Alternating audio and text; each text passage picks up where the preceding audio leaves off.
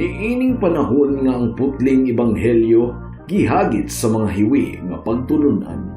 Kinahanglan mo barog ang mga tinunan ni Kristo sa pagpakigbisog sa paglaban sa pagtuo nga makausa ug alang sa tanang panahon gihatag sa Dios ngadto sa iyang katawhan.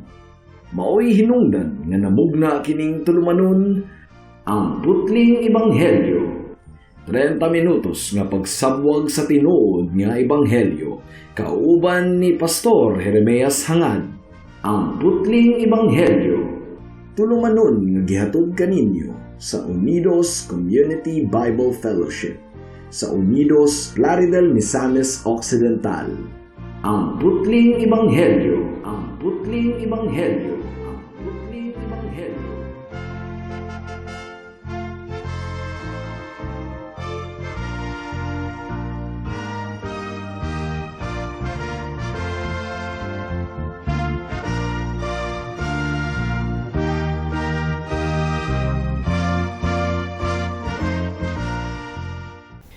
Mayong hapon Unidos, Plaridel, Calamba, Baliangaw, sa Pangdalaga, Rizal, Lupisayna ug kutob sa tanang gidala sa Ginoo sa pagpaminaw niining atong programa nga giuluhan og ang putling ebanghelyo.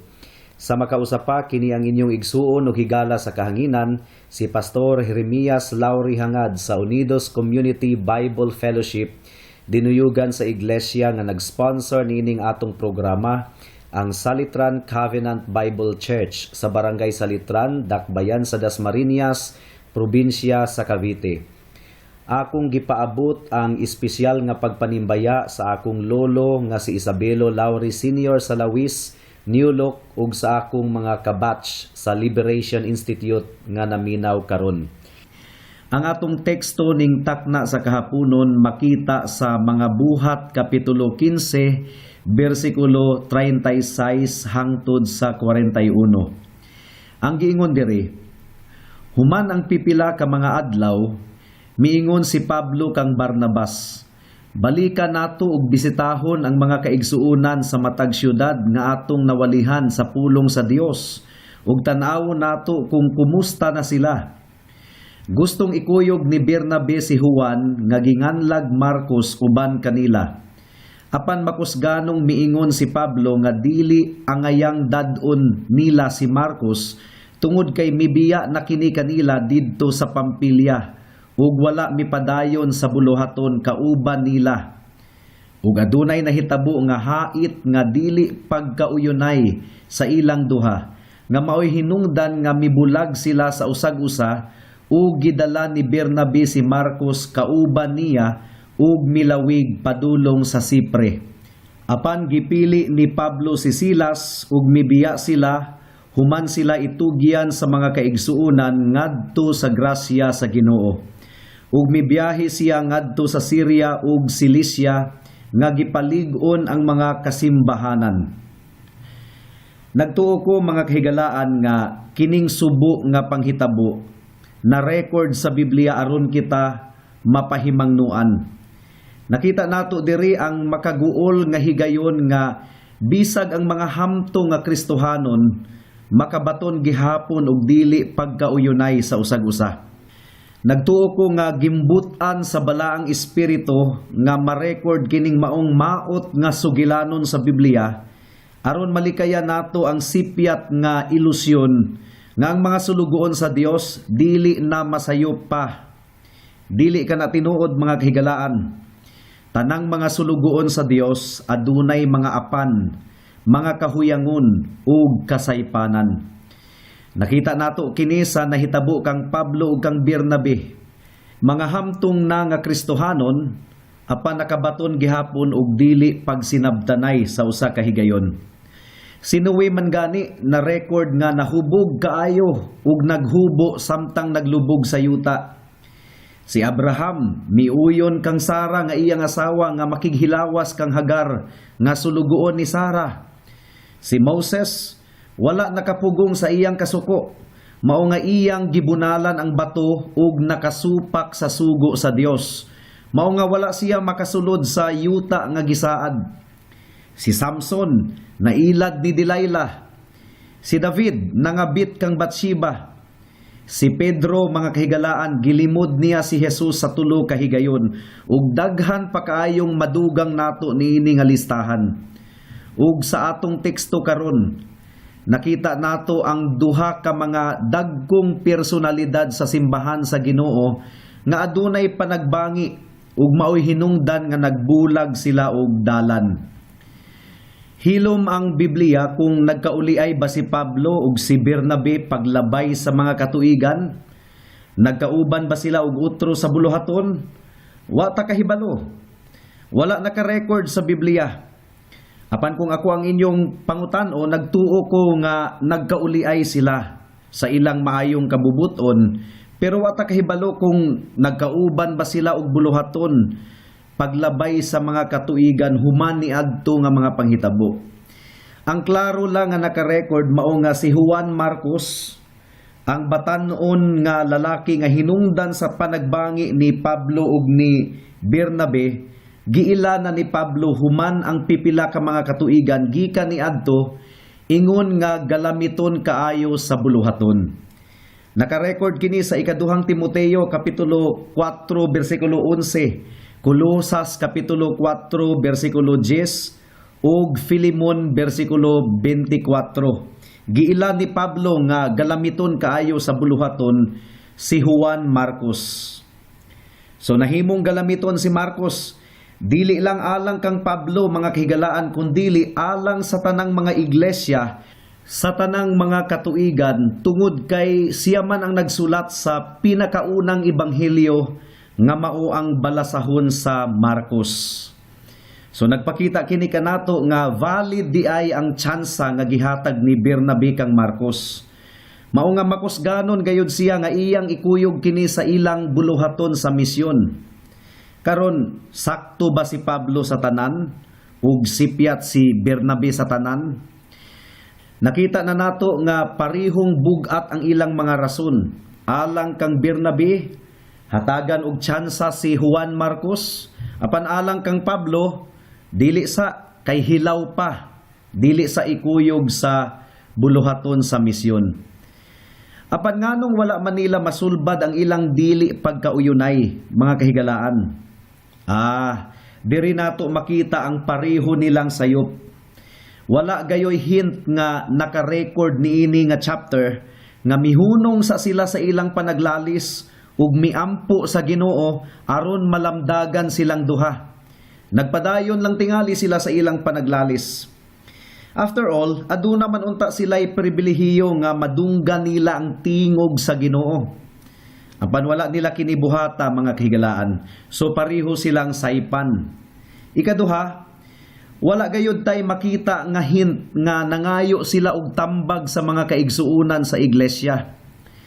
Klaro man kaayo nga kadto nga isyo walay scriptural warrant, so pwede rang kuhaon ang pulso sa mga kaigsuunan. Nagtuo gihapon ako nga ang panggobyerno sa iglesia kombinasyon sa federalismo ug demokratikong pamaagi. Mo kini atong leksyon ni adtong miaging semana.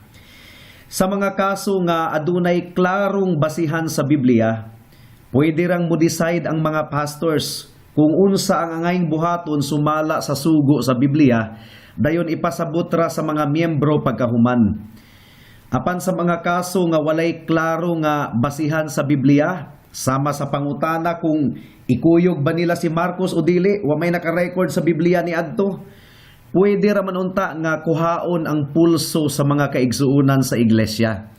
Apan wala sila magpatambag, so pareho silang saipan mga kahigalaan. Usbon ko, kining maot nga panghitabo nga naka-record sa Biblia, na-record alang sa atong pahimangno.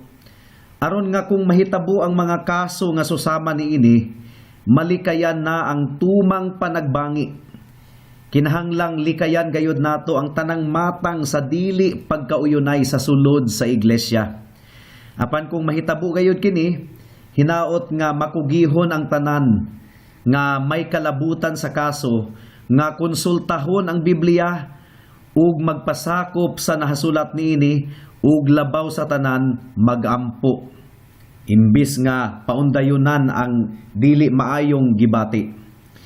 Adunay tulo ka bahin ang atong pamalandong ning takna sa kahaponon. Una, ang subo nga kamatuuran sa atong mga apan, kahuyangon ug kasaypanan. Ikaduha, ang makahupay nga kadaugan sa grasya sa Ginoo. Ug ikatulo, ang pipila ka mga praktikal nga aplikasyon. Mudangat na kita sa unang punto, ang subo nga kamatuuran sa atong mga apan, kahuyangon ug kasaypanan. Misugyot si Bernabe nga kumpletuhon nila og utro ang ilang orihinal nga team. Si Pablo, si Bernabe ug si Juan Marcos. So ilang giimbitar ni Bernabe si Juan Marcos nga iyang igagaw nga kanhi assistant nila didto sa Sipre, apan mibiya kanila didto sa Pampilya, sa wala pa sila mitunga sa mga bukid didto sa Tauros. Ug isip anak sa pagpalig-on o son of encouragement, mao kadto ang bansag kang Bernabe. Tungod kay tagalig-on gayud kadto siya sa mga nangaluya, gusto ni Bernabe nga hatagan og ikaduha nga tsansa si Juan Marcos nga mukuyog kanila sa ilang ikaduha nga pagpangmisyon. Ug nagtuo gayud ako nga maayo ang intensyon ni Bernabe sa gusto niyang mahitabo. Apan wala miuyon si Pablo niini, mga kahigalaan. Wala gayud miuyon. Ug ang negatibo nga reaksyon ni Pablo instant gayud ug makusganon. Tungod kay dismayado kaayo siya sa gibuhat ni Juan Marcos niadtong miagi. Alang kang Pablo, disqualified na si Juan Marcos alang sa buluhaton sa misyon. Apan lahi pod ang nakita ni Bernabe. Kumbinsido siya nga pwede rang hatagan og ikaduha nga tsansa si Juan Marcos nga mapamatud-an niya nga siya matinud-anon. Gusto na kong masabtan sa atong mga tigpaminaw karon nga kinaiya na gayud kadto ni Bernabe ang pag-encourage o paghatag og tsansa sa uban. Gani niadtong nahadlok og nagduda ang mga kaigsuonan sa Jerusalem kung tinuod ba gayud nga nakabig si Pablo ngadto kang Kristo nga kanhi manluluto sa simbahan. Si Bernabe ang naghatag kaniya og tsansa ug nagrepresentar kaniya sa mga kaigsuonan. So maupod to ang gibuhat ni Bernabe sa iyang igagaw nga si Juan Marcos. Gusto niyang hatagan og ikaduhang tsansa. Mga kahigalaan, realistic ra gayud kaayo ang Biblia. Wala gayud kini naglipod-lipod sa pag-record sa mga maot nga sugilanon nga nagpakita sa mga kahuyangon sa mga sulugoon sa Dios. Si Pablo ug si Bernabe, lawom na kaayo ang kasinatian nila sa usag-usa.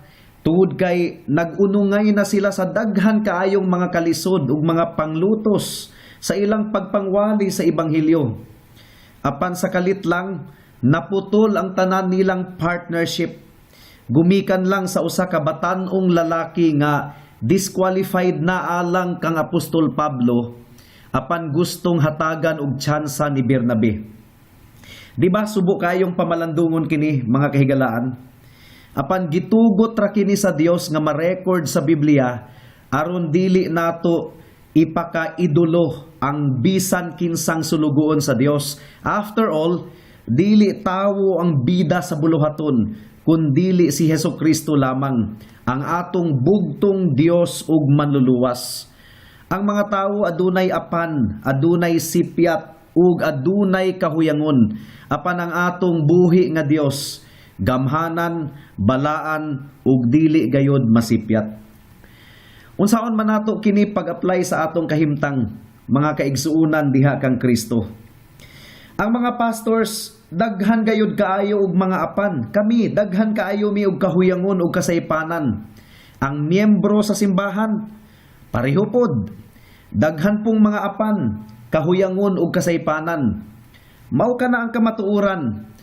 Apan kahibulungan gayud kaayo nga ang mga katawhan nga huyang, diferensyado ug dipiktuso gigamit gihapon sa Dios aron masabwag ang ebanghelyo ug mapalambo ang iglesia sa Dios. ug kini tungod lamang sa grasya ug gahom sa atong buhi nga Dios. Dalaygon kaayo ang iyang ngalan. Karon, unsa may atong attitude kung makita nato ang mga kahuyangon sa atong mga kaigsuonan diha sa pagtuo? Atong libakon, atong dauton. Adunay giingon ang unang Pedro kapitulo 4 bersikulo 8 nga love covers multitudes of sin. Ang gugma nagtabon sa daghan kaayong mga kasalanan. Kung makaya pa nga tabunan na lang nato og gugma ang mga kahuyangon sa uban, ato kining buhaton mga igsuon tungod kay kita mismo aduna po'y mga kahuyangon.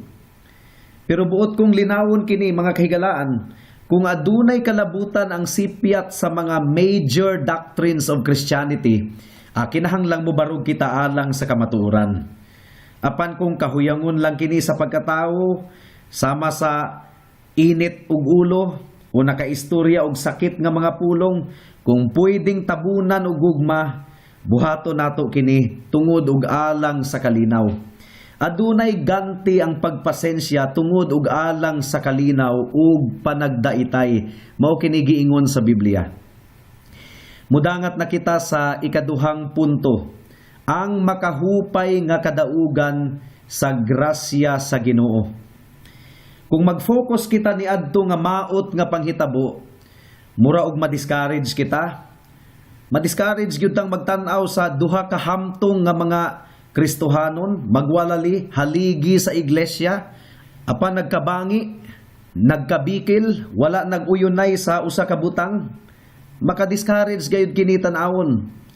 Apan kung atong tan-awon ang kinatibuk-an, misangput gihapon kini sa kadaugan sa buluhaton ug sa kahimayaan sa Ginoo. Kay ngano man unsa may nahitabo ni Juan Marcos human sa panagbulag ni Pablo ug ni Bernabe? Well, atong masabtan sumala sa ubang bahin sa kasulatan nga giugmad siya ni Bernabe ug gibansay aron mahimong hamtong nga magbubuhat sa parasan sa atong Ginoong Hesukristo. Mao nga pila ka tuig ang milabay, sumala sa gikaingon ko na kaganina, si Pablo na mismo ang miila kang Juan Marcos ingon nga galamiton kaayo sa buluhaton. In fact, na-train gayud kaayo si Marcos ni Bernabe. Dayon pagkahuman, na-train pagayod siya og dugang ni Apostol Pedro. Mao nga nasulat niya ang ebanghelyo sumala kang Marcos. Sa arrangement sa bagong tugon, ang Marcos ang ikaduha nga balasahon human sa Mateo sa bagong tugon. So sa usa ka bahin, sakto si Pablo sa iyang dili pag-uyon nga ikuyog si Juan Marcos sa ilang ikaduhang misyon. Tungod kay hilaw pa kini ug dili pa andam. Apan sakto pod si Bernabe sa iyang pagbarog alang kang Juan Marcos aron mahatagan kini og ikaduhang tsansa. Iyang gibansay ang maong batanong lalaki ug wala niya pasagdahi. Nakita niya ang potensyal ni Juan Marcos ug wala siya musurrender sa pagtudlo kaniya. So bisan pag wala nagkasinabot si Pablo ug si Bernabe ni adtong higayuna, apan pila ka tuig ang milabay, misangpot ang panghitabo sa kadaugan sa grasya sa Ginoo, mas napalapad pa hinuon ang buluhaton. Unsa na lang kahano kung misugot pa si Pablo nga ikuyog si Juan Marcos ni adtong tungura? Basin og dili maayo ang resulta. Apan unsa pud kahano kung gibiyaan ni Bernabe si Juan Marcos ug iyang gipalabi ang pagkuyog kang Pablo sa ikaduhang misyon? Unsa na lay mahitabo kang Marcos? So klaro kaayo nga ang grasya sa Ginoo adunay gahom nga magmugna og kaayo taliwala sa mga pait nga sitwasyon nga nahitabo. All things work together for good to those who love God and to those who are called according to His purpose. Mo kini giingon sa Roma kapitulo 8 bersikulo 28. Posible di ay nga dili magkasinabot ang mga maayo ug hamto nga mga tawo sama kang Pablo ug Bernabe. Mao kini ang usa sa mga sakit nga kamatuoran sa kinabuhi nga kinahanglan natong dawaton. Ang nakita ni Pablo lahi sa nakita ni Bernabe. Wa gyud sila nagkatakdo. Alang kang Pablo, unsa may mahimo ni Juan Marcos sa misyon nga dili pa man kini andam, hilaw pa. Apan ang nakita ni Bernabe, unsa may mahimo sa Dios alang kang Juan Marcos. Hatagan nato og tsansa ang bata tungod kay wala pa mahuman ang Ginoo sa pagpangliho kaniya. Mga kahigalaan, duha ka managlahi nga pananaw nga wala gayud nagtakdo ni adtong higayuna. Mao nga nagbulag na lang sila og dalan. Apan dalaygon kaayo ang atong Ginoo tungod kay misangpot kini sa kaayuhan sa iglesia ug sa mas halapad pa nga buluhaton sa pagsabwag sa pulong sa Ginoo. So far, si Pablo ug si Silas ang opisyal nga gisend out sa iglesia alang sa misyon ni adtong higayuna. Apan bisan pa niini, wala gihapon pasagdahi sa Ginoo si Bernabe ug si Juan Marcos. So posible nga usbon sa Ginoo ang partnership sa ministry.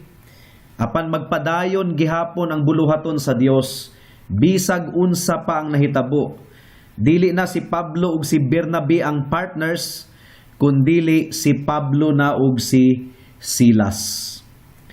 Mudangat na kita sa mga praktikal nga aplikasyon. Atong basahon ang bersikulo 36. Ang giingon dire, human ang pipila ka mga adlaw, miingon si Pablo kang Bernabe, balika nato og bisitahon ang mga kaigsuonan sa matag syudad nga atong nawalihan sa pulong sa Dios ug tan-awo nato kung kumusta na sila. So nakita ni Pablo ang panginahanglanon nga malig-on kanunay ang mga iglesia nga natanom sa ilang unang misyon. Sama sa maayong mag-uuma, mga kahigalaan, wala lang nagsabwag si Pablo sa binhi sa ebanghelyo, kundili iya pod nga gi-check ang mga tanom nga nanubo aron dili sila mga matay. Nakita niya ang panginahanglanon nga buuan ang miturok sa iyang gitanom nga liso sa ebanghelyo tungod kay mga hingkod pa sila nga mga kinabig.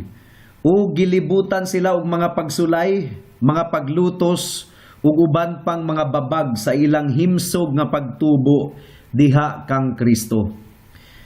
Ug mga kaigsuonan, gawas pa sa pagpanangyaw sa ebanghelyo, ang buluhaton sa misyon aduna po'y tinguha nga pagalig-unon ang lawas ni Kristo nga mao ang iyang iglesia. Nanginahanglan gayud kaayo nga ang simbahan sa Dios kanunayng malig-on.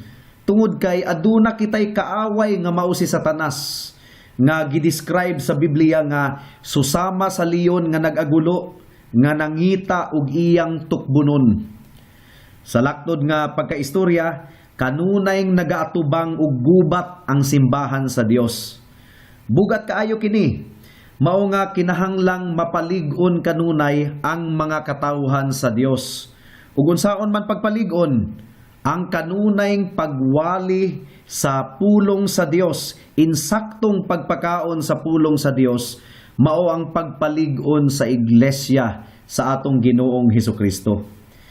Mao kini ang angayan nga akataron sa mga pastors kanunay, ang pag-alima, pag-atiman ug pagpalig-on sa mga katawhan sa Dios. Mao nga gikinahanglan nga siya mismo adunay lawom nga relasyon sa Ginoo aron ang mga kaigsuonan diha kang Kristo makabaton usab og lawom nga pag-ila kaniya. Ug gikinahanglan usab nga ang pastor kugihan sa pagtuon sa pulong sa Ginoo, kugihan nga mukaon sa pulong sa Ginoo aron aduna siya ikapakaon sa mga kaigsuonan diha sa iglesia.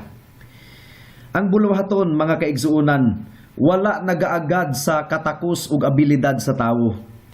Tungod kay ang tawo aduna po'y mga kahuyangon. Nagbikil man gani si Pablo ug si Bernabe nga mga hamtong naman unta to nga mga Kristohanon. Mao nga pinaagi ra gayud sa grasya sa Ginoo, mulahutay ug mulambo ang iyang iglesia. Alang sa mga higala nato nga wala pa kang Kristo, hinaot nga dili kamo mag-focus sa kahuyangon sa mga Kristohanon. Walay Kristohanon nga walay kahuyangon. Apan dili maayo mga kahigalaan kung himuon nimong babag ang kahuyangon sa mga magtotoo, aron dili ikaw maghinulsol sa imong mga sala ug mudangop kang Kristo alang sa imong kaluwasan. Sa adlaw sa paghukom, dili ikaw makapangatarungan sa Ginoo nga gumikan man gud sa mga Kristohanon nga maot og kinaiya alang kanimo, mao nga wala ka mudangop kang Kristo. No. You can never have that as an excuse. Dili ang imong gikapandulan nga Kristohanon ang manubag alang kanimo, dili gayud. Ikaw ang manubag alang kanimo higala. Ug wala kay ikapanubag tungod kay wala kay ikabayad sa tanang silot sa imong sala. Apan gipaagas ni Jesus ang iyang dugo didto sa cross, kausa lamang alang sa tanang panahon, aron ang tanang maghinulsol sa ilang sala ug musalig kaniya ingon nga Dios ug manluluwas, mapasaylo ug mahinlo sa tanan nilang mga kasalanan. Ug ang maayong balita, mga kahigalaan, walay balibaran si Jesus nga bisan kinsa nga muduol ug mudangop kaniya alang sa kaluwasan. Buhata kini karon higala, samtang si Jesus muluwas pa. Moabot ang takna nga dili na siya muluwas kundili muhukom na sa adlaw sa paghukom. Busa ayaw ug usiki ang higayon higala. Pag hinulsol sa imong sala karon ug tawag kaniya alang sa imong kaluwasan. Amen. Hangtod din hilang kita taman sa atong pagtuon karong takna tungod kay wala na kitay oras pa. Sa makausap pa, giimbitar ko kamo sa pagtambong sa atong panimbahon ug mga adlawng Domingo, adlaw nga igpapahulay alas 2 sa hapon sa panimalay ni Winstro ug ni Conchita hangad sa Unidos. Daghang salamat.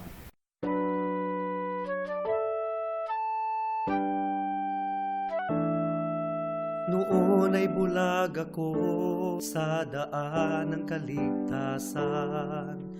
Tulad ng marami, nakatuon ako sa sarili. Mabait naman at matulungin at walang kapwang inabuso. Kung kaya't ang tiwala ko, malamang ligtas ako.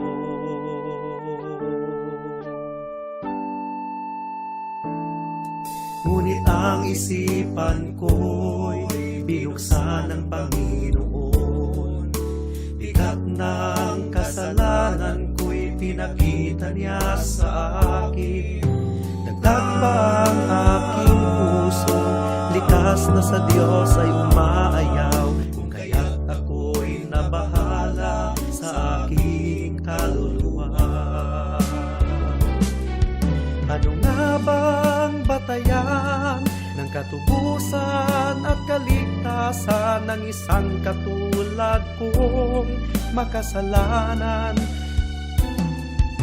Ngayon ay batid ko na ako'y walang magagawa upang ituwid ang aking kaluluwa.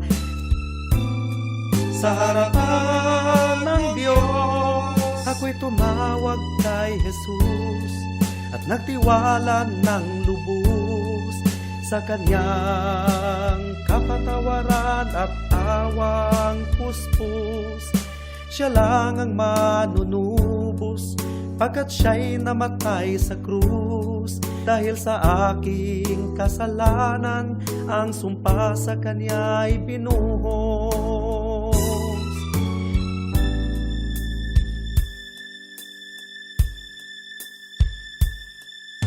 Ngayon ay tiyak ko na ang aking kaligtasan, aking nararanasan, tunay na kapayapaan. Ang puso ko'y binago niya, ang buhay ko'y inayos niya. Purihin si Jesus sa dakilang biyaya niya. Ang puso ko'y binago niya, ang buhay ko'y inayos niya. Purihin si Jesus sa dakilang biyaya niya. Unang Pedro, Kapitulo 4.